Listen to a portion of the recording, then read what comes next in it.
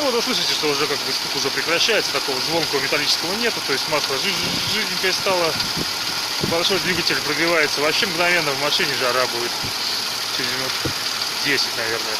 Ну, не заводил давно я, на самом деле. Наверное, с субботы. Да, в субботу тоже сильно заводил.